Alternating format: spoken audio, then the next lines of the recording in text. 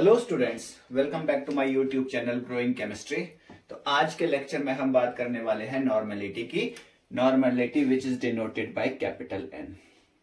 सो normality हमारे पास होता है equivalent moles of solute dissolve per litre solution.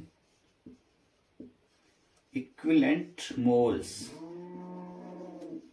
Of solute dissolve 1 liter solution.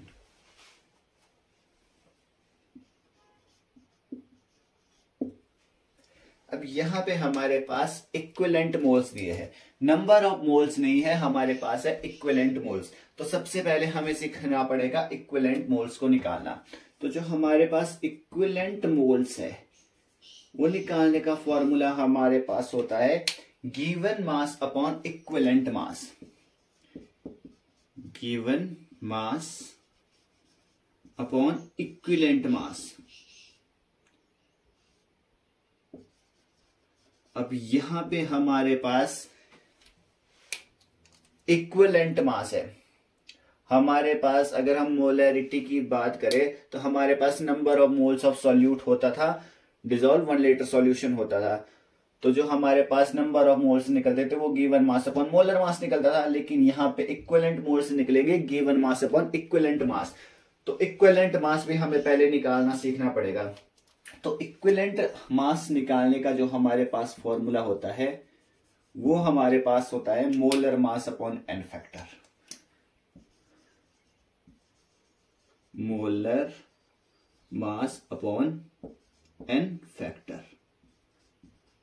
तो इससे हमारे पास इक्विवेलेंट मास का फॉर्मूला निकलता है और इक्विवेलेंट मास का फॉर्मूला हम यहां पे पुट करेंगे, फिर given mass upon equivalent mass, हमारे पास इक्विवेलेंट मोल्स निकल जाएंगे। तो ओवरऑल जो हमारे पास फॉर्मूला होता है नॉर्मेलिटी का, तो वो हमारे पास होगा given mass upon equivalent mass divided by, अब 1 लीटर सॉल्यूशन है हमारे पास। तो 1 लीटर सॉल्यूशन जरूरी नहीं है आपके पास हमेशा 1 लीटर सॉल्यूशन होगा, हो सकता है 250 ml हो, 500 ml हो, तो उससे आपको कन्वर्ट करना पड़ेगा। तो ये हमारे पास आ जाएगा given volume of solution divided by in ml। अगर आपके पास ml में दिया होगा डिवाइडेड बाय 1000, क्योंकि एक लीटर में 1000 ml आपके पास होता है। तो अगर इसको हम सिंप्लीफाई करेंगे तो हमारे पास निकलता है given mass upon equivalent mass into 1000 divided by given volume of solution. तो ये हमारे पास नॉर्मेलिटी निकालने का फॉर्मूला होगा। लेकिन ये सब फाइंड आउट करने से पहले हमें सबसे पहले इक्विवेलेंट मोल्स निकालना सीखना होगा, और इक्विवेलेंट मोल्स निकालने से पहले हमें इक्विवेलेंट मास निकालना सीखना होगा, जो हमारे पास निकलेगा molar mass upon n factor. तो मोलर मास तो हमें निकालना आ जाता है किसी भी कंपाउंड का, उसके लिए हमें उसका एन फैक्टर निकालना सीखना पड़ेगा। सो जो हमारे पास एन फैक्टर होता है, सो एन फैक्टर होता है number of H positive ion released. So number of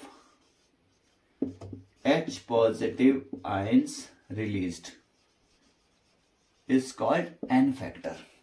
कि कितने H पॉजिटिव आयन, किसी कंपाउंड से कितने H पॉजिटिव आयन रिलीज हो रहे हैं, वो उसका एन फैक्टर होता है हमारे पास।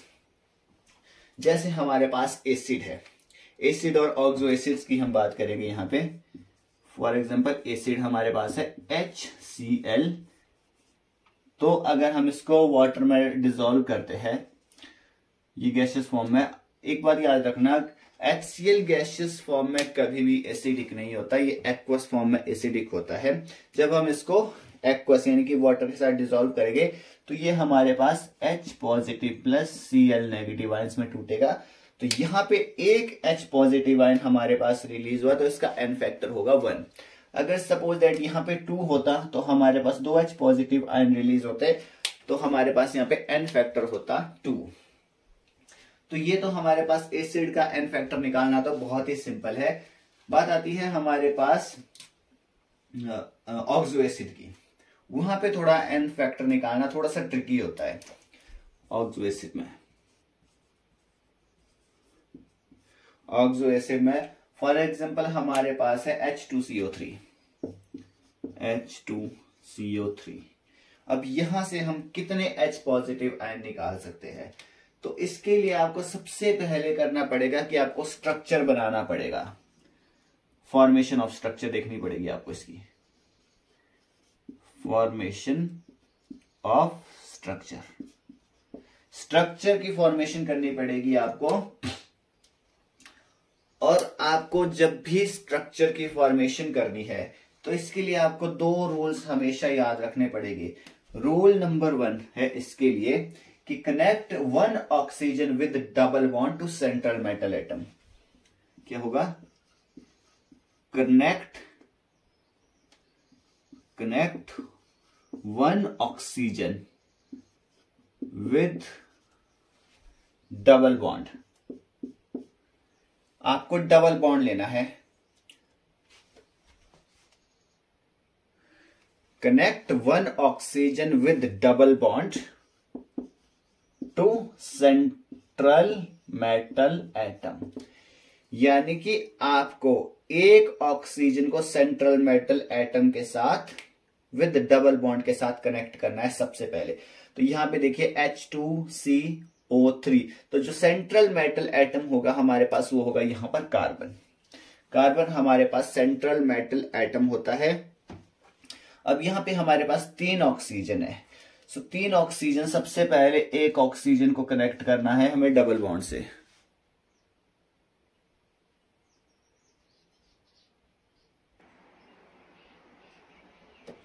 सो नेक्स्ट जो हमारे पास पॉइंट होगा वो होता है now connect remaining oxygen to central atom. Now connect the remaining atom to central metal atom with hydrogen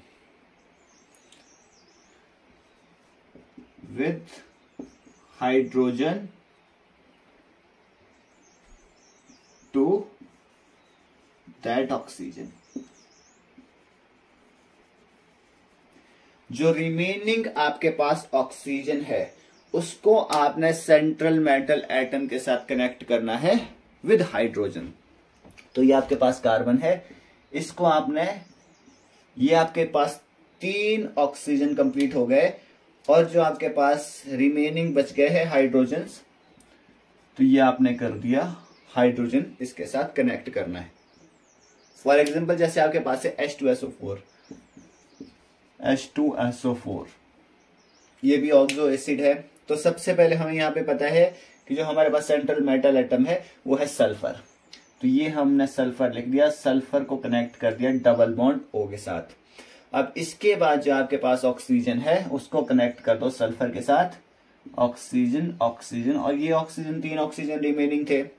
तो अब आपके पास देखना है कि हाइड्रोजन कितने हैं। जितने हाइड्रोजन है आप कहीं पर भी हाइड्रोजन लगा दो, क्योंकि हमारे पास 2 हाइड्रोजन थे। अब वैलेंसी पूरा करने के लिए हम यहाँ पे ऑक्सीजन के साथ डबल बॉन्ड लगा देंगे। तो इस तरीके से हम यहाँ पे स्ट्रक्चर बनाते हैं। अब स्ट्रक्चर बनाने के बाद हमें यहां से देखना है एन फैक्टर। यहां पे एन फैक्टर देखेंगे हम, number of OH present. Oxo acid में हम क्या देखेंगे, जब हम एन फैक्टर को देखेंगे तो यहां पे हम देखेंगे number of OH negative ion present, क्योंकि यहां पर H पॉजिटिव आयन हमेशा OH आयन ही छोड़ेंगे। ठीक है, जितने भी OH आपके पास प्रेजेंट हो गए वहां से, क्योंकि ऑक्सीजन मोर इलेक्ट्रोनेगेटिव है तो ये इससे बॉन्ड तोड़ सकता है इजिली। यहां पे ये ऑक्सीजन इससे इजिली बॉन्ड तोड़ सकता है। तो जितने OH आपके पास प्रेजेंट हो गए उतना ही उसका एन फैक्टर होगा। जैसे यहां पर H2SO4 में हमारे पास 2 H है तो इसका जो एन फैक्टर होगा वो 2 होगा। यहाँ पे H2CO3 में भी हमारे पास जो एन फैक्टर होता है वो 2 होता है। तो इस तरीके से आप एन फैक्टर निकाल सकते हो किसी भी कंपाउंड का या किसी भी ऑक्सो एसिड का। वहीं पर अगर हम बेस की बात करें तो बेस में भी आपको नंबर ऑफ OH आयन ही देखना है, तो उस तरीके से आप उसका भी n फैक्टर निकाल सकते हो। तो यहां से हमने n फैक्टर निकालना सीखा। सो नॉर्मेलिटी के बेसिस पे हमारे पास एक क्वेश्चन है कि find the normality of 250 ml aqueous solution found by using 9.8 gram H2SO4। तो नॉर्मेलिटी निकालने का फॉर्मूला हमारे पास है given mass upon equivalent mass into 1000 divided by given volume of solution. ये हमारे पास है, क्योंकि अगर तो हमारे पास 1 लीटर सॉल्यूशन होता तब तो हम डायरेक्ट यहाँ पे given mass upon equivalent mass into 1 litre solutions करेंगे, बट हमारे पास यहाँ पे है 250 ml। तो हमारे पास गिवन क्या क्या है, सबसे पहले हमारे पास है यहाँ पे गिवन मास हमारे पास जो कि दे रखा है 9.8। अब हमारे पास जो सॉल्यूशंस का सॉल्यूशन दे रखा है, जो वॉल्यूम दे रखा है वो हमारे पास दे रखा है 250 ml। गिवन वॉल्यूम है हमारे पास 250 ml। यहां से हमें निकालना है इक्विवेलेंट मास। इक्विवेलेंट मास निकालने का फॉर्मूला हमारे पास हमने अभी बात की थी, ये है हमारे पास molar mass upon n factor. Molar mass upon n factor. तो H2SO4 का n फैक्टर हमने अभी निकाल के देखा था जो कि है 2, और मोलर मास अगर हम इसका निकाले तो हाइड्रोजन का हो गया हमारे पास 2 प्लस सल्फर का हुआ 32 प्लस एक ऑक्सीजन का 16 4 जा 64। तो हमारे पास ये आ जाता है 6 4 2 8 6 9 98 हमारे पास मोलर मास आ जाता है। तो इक्विवेलेंट मास हमारे पास निकलेगा, इसका n फैक्टर हमारे पास है 2, तो 98 डिवाइडेड बाय 2 49 हमारे पास इक्विवेलेंट मास आ जाता है 49। तो हम यहाँ पे फॉर्मूला लगा सकते हैं, गिवन मास है हमारे पास 9.8 divided by 49 into 1000 divided by 250 ml। इसको कैंसिल करेंगे 25 4 जा ना, और यहाँ पे अगर हम इसको डेसिमल को हटाएंगे तो ये हमारे पास यहाँ 0 हो जाएगा। 2 टाइम्स 4 सॉरी 2 2 जा 4 4 2 जा 8 5 2 जा 10 49, ये यहाँ से डेसिमल निकलेगा 8 2 जा 6 9 2 जा 18 19 196 डिवाइडेड बाय 2 45। जब आप इसको सॉल्व करेंगे तो हमारे पास ये 0.8 नॉर्मल आंसर आएगा इसका। तो ये इस तरीके से आप नॉर्मेलिटी निकाल सकते हो।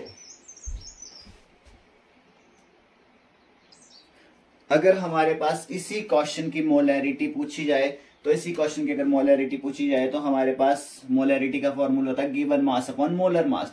तो हमारे पास 9.8 डिवाइडेड बाय मोलर मास है हमारे पास 98 इंटू 1000 डिवाइडेड बाय 250। ये तो 4 टाइम्स जाएगा, यहां से डेसिमल हटेगा तो 0 1 10 1 4 जा 4 बाई 10, तो हमारे पास ये जाएगा 0.4 मोलर। तो यहां से हमें पता चलता है कि जो हमारे पास नॉर्मेलिटी निकलती है n इज इक्वल टू वो होता है हमारे पास n फैक्टर इंटू मोलैरिटी। आप n फैक्टर को मोलैरिटी से मल्टीप्लाई कर सकते हो। वहीं अगर मोलैरिटी को निकालना है आपने तो आप नॉर्मेलिटी को n फैक्टर से डिवाइड कर लो तो भी आपके पास आंसर आ जाता है। अब यहां देखिए आपके पास है नॉर्म 0.8। अगर आप मोलैरिटी निकाल रहे हो तो आपके पास नॉर्मेलिटी है 0.8 डिवाइडेड बाय n फैक्टर है H2SO4 का 2, तो हमारे पास 0.4 बच जाता है। वहीं 0.4 को अगर आप 2 से मल्टीप्लाई करोगे, क्योंकि n फैक्टर 2 है, तो आपके पास आंसर 0.8 नॉर्मल आएगा। तो ये है हमारे पास नॉर्मेलिटी का टॉपिक। अगला टॉपिक है हमारे पास पार्ट्स पर मिलियन। तो हम बात करेंगे पार्ट्स पर मिलियन की, विच इज डिनोटेड बाय ppm। सो जो पार्ट्स पर मिलियन होता है, the mass of solute present in the millionth part of the mass of solutions, वो हमारे पास होता है पार्ट्स पर मिलियन। जब आप 1 केजी सॉल्यूशन आपके पास, मान के चलिए आपके पास 1 केजी सॉल्यूशन है। जब आप इसको डिवाइड करोगे, आपने इसको डिवाइड किया 10 की पावर 6 पार्ट में,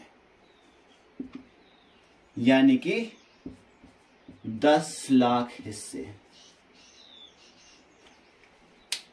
इन 10 लाख यानी कि 1 मिलियन 10 लाखवें हिस्से का एक पार्ट, 10 लाखवें हिस्से का जो आपने एक पार्ट निकाला, उस एक पार्ट में सॉल्यूट की मात्रा कितनी है, मतलब कितने ग्राम सॉल्यूट इस 10 लाखवें हिस्से के एक पार्ट में कितना सॉल्यूट प्रेजेंट है। How much solute are present in 1 part of 10 lakh parts, यानी कि 10 लाखवें हिस्से में, 10 लाखवें हिस्से का जो एक पार्ट है आपके पास, उसमें सॉल्यूट कितना प्रेजेंट है, उसको हम बोलेंगे पार्ट्स पर मिलियन। सो पार्ट्स पर मिलियन को निकालने का फॉर्मूला हमारे पास होता है मास of solute divided by mass of solution, mass of solution into 10 की power 6, that is parts per million।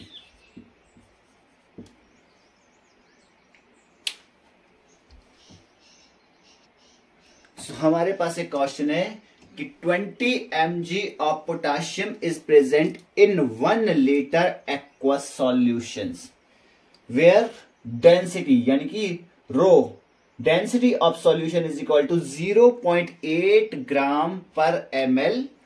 Find the concentration of K positive ions in the solution in terms of ppm। तो आपके पास जो कितना दे रखा है, मास दे रखा है, solute का मास दे रखा है 20 mg। अब आपके पास जो डेंसिटी दे रखी है वो दे रखी है आपके पास ग्राम में। तो सबसे पहले आप मास ऑफ सॉल्यूट को ग्राम में कन्वर्ट करेंगे। तो जो आपके पास मास ऑफ सॉल्यूट आ जाएगा, mass of solute is equal to, अब हमारे पास है 20 mg। तो 20 mg को जब हम ग्राम में कन्वर्ट करेंगे तो 10 की पावर -3 यानी कि 1000 ग्राम होते हैं। तो 10 की पावर -3 ग्राम से इसको हम मल्टीप्लाई कर देंगे।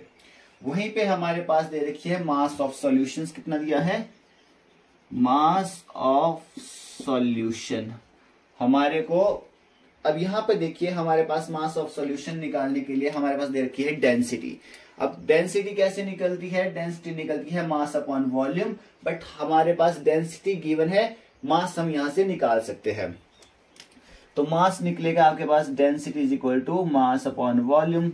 तो डेंसिटी हमारे पास दे रखी है 0.8 into 0.8 equal to mass upon volume हमारे पास दे रखा है 1000 ml।